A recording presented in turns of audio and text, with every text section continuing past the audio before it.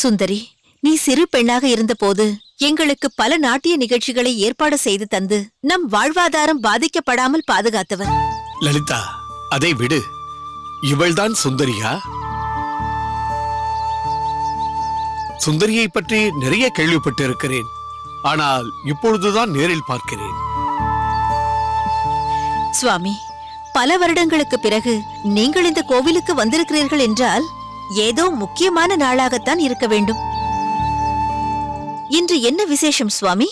திருக்கோட்டியூர் சிவனாரை பார்க்க இவ்வளவு தூரம் வந்திருக்கிறீர்களே? நான் சிவனாரை பார்க்க வரவில்லை லலிதா, சுந்தரியை பார்ப்பதற்காகத்தான் வந்தேன். நான் முதலில் உங்கள் வீட்டிற்குத்தான் சென்றேன். நீங்கள் கோவிலுக்கு சென்றிருப்பதாக சொன்னார்கள்.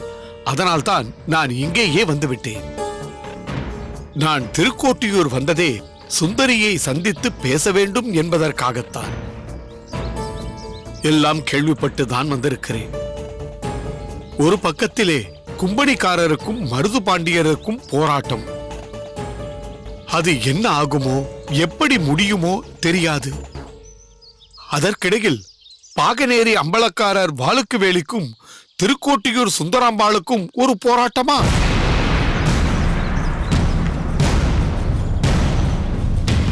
இது நன்றாக இல்லையே லலிதா. வாளுக்கு வேலிக்கு எவ்வளவோ பிரச்சனை.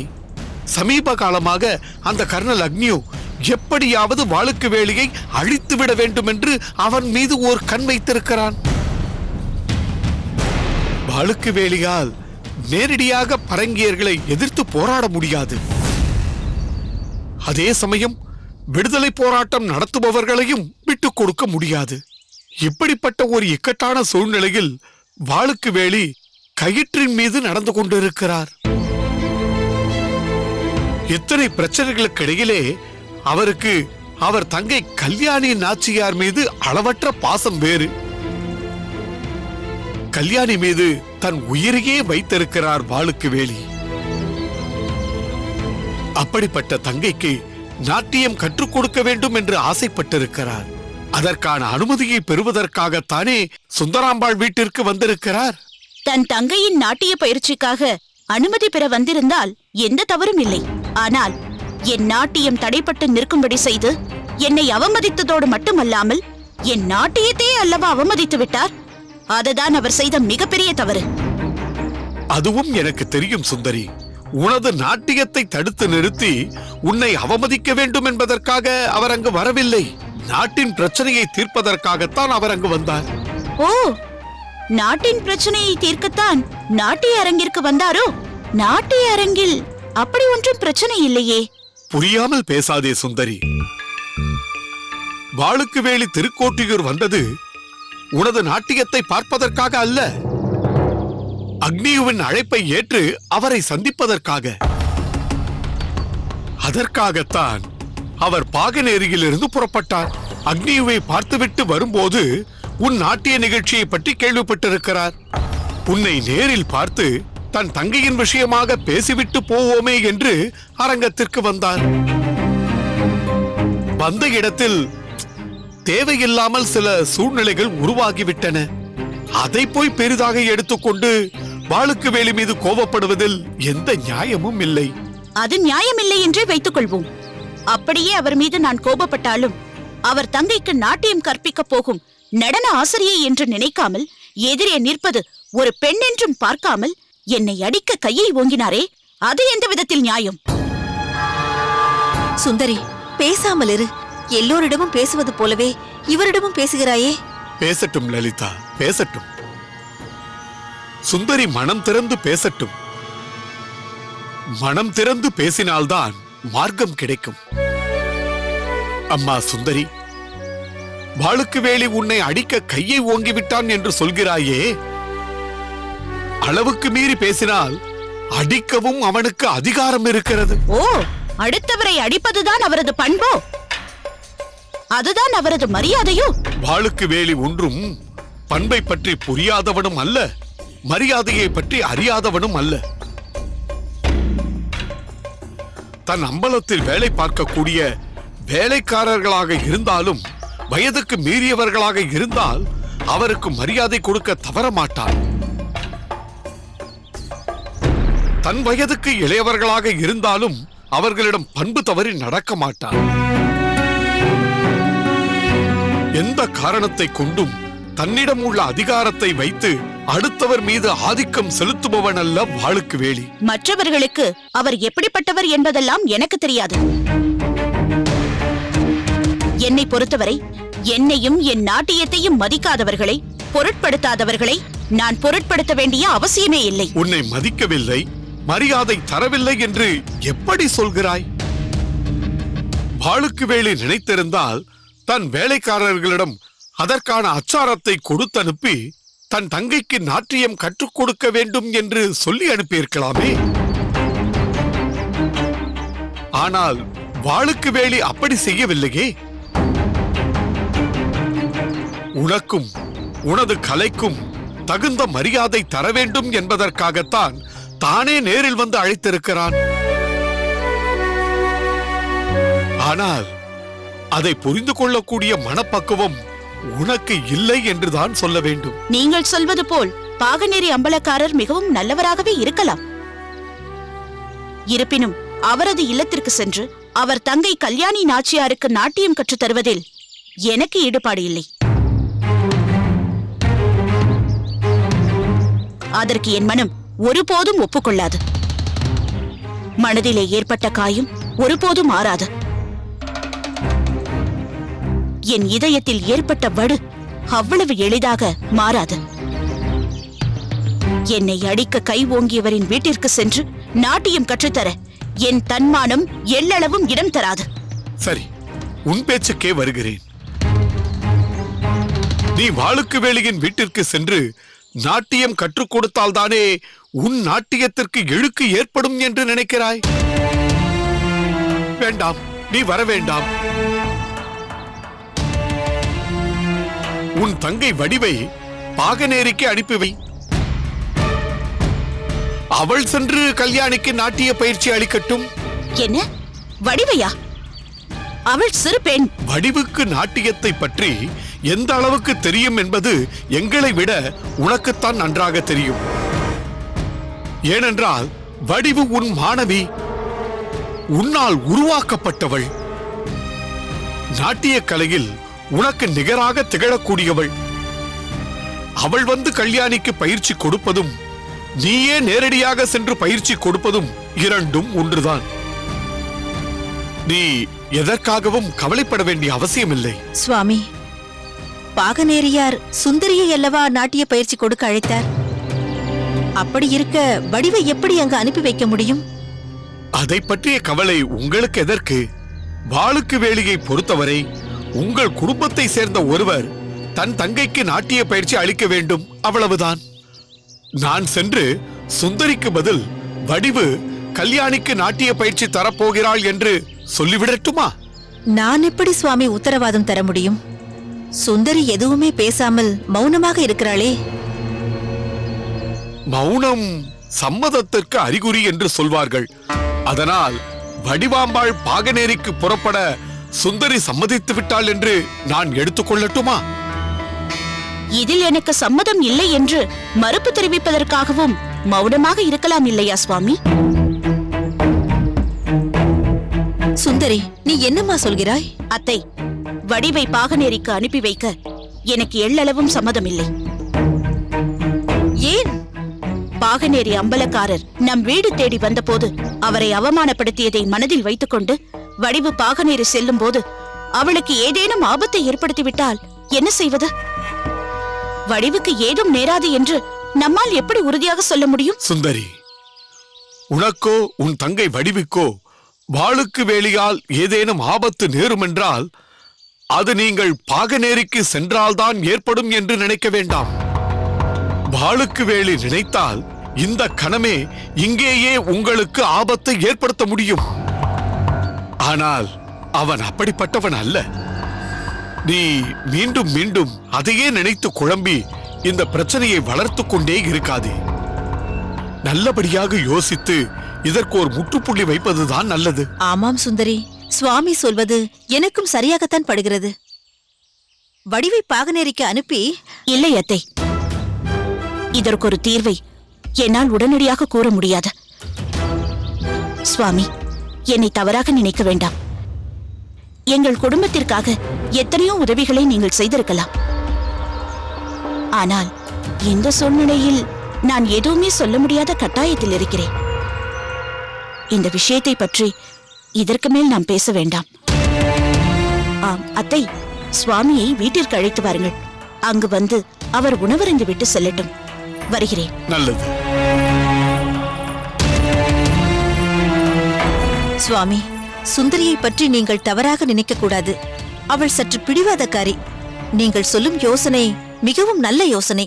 சுந்தரி சற்று அமைதியான பிறகு இதை பற்றி எடுத்து சொல்லி அவளுக்கு புரிய வைக்கிறேன். நீங்கள் எதுவும் தவறாக எடுத்துக்கொள்ளக்கூடாது. தவறாக எடுத்துக்கொள்வதற்கு ஏதுமில்லை லலிதா.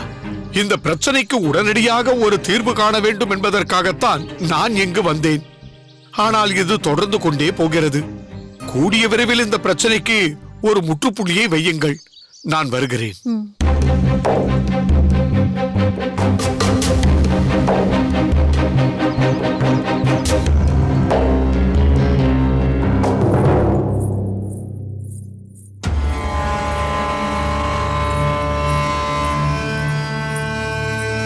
அண்ணி,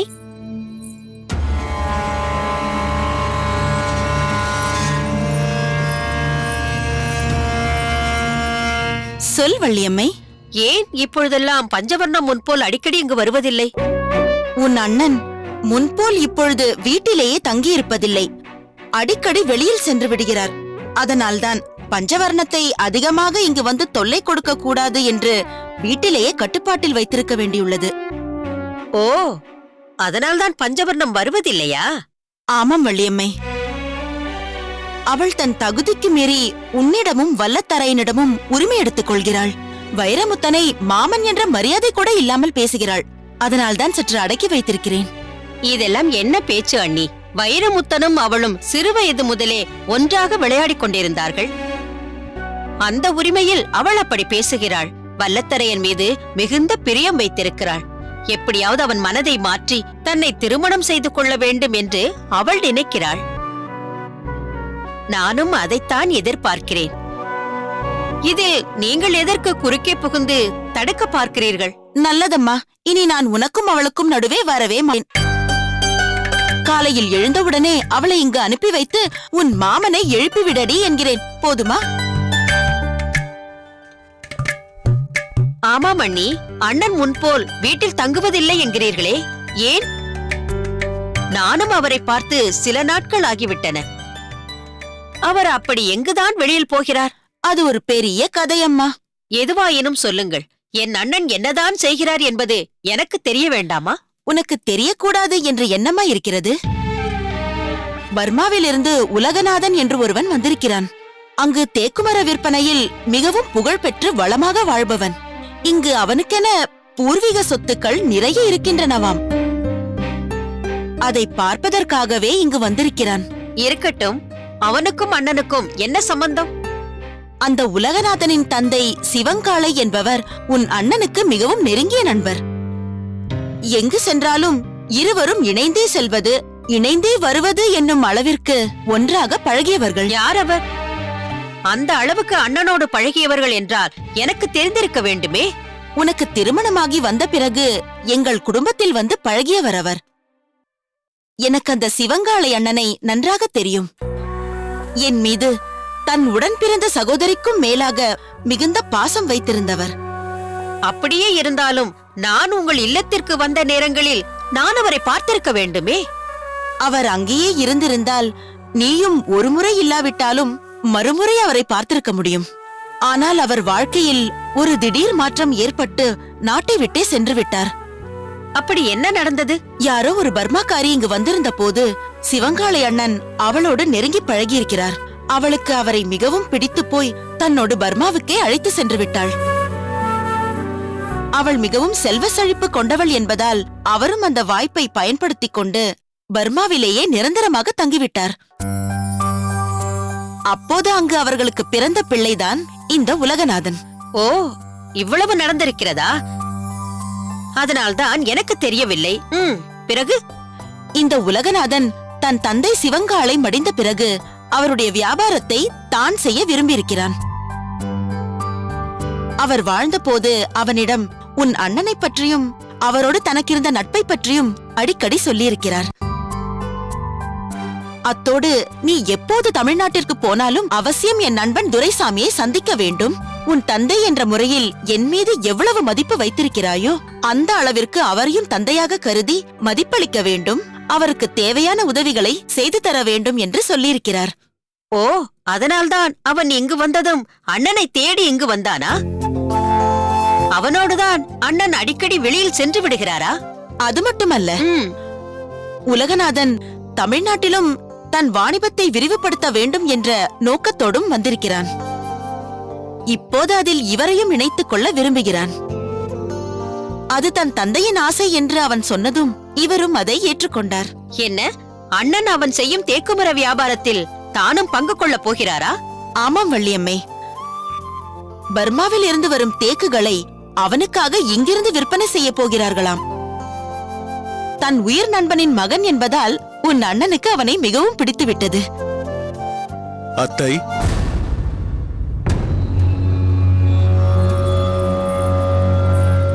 அத்தை, இப்போது யாரை பற்றியோ பேசிக் கொண்டிருந்தீர்களே, ஏதோ பர்மாவிலிருந்து வந்தார்கள் என்றீர்களே, அது யார்? உலகநாதன் என்ற ஒருவன். அவனை பற்றிதான் பேசிக் கொண்டிருக்கிறோம். அவன் இப்போது மாமாவை வந்து சந்தித்து தமிழகத்தில் தன் வாணிகப் பணியை மேற்கொள்ளும்படி கேட்டுக்கொண்டான். இவரும் அதை ஏற்றுக்கொண்டார். உலகநாதன் என்று சொன்னீர்களே, அவன் சிவங்காளை என்பவரின் மகன்தானே?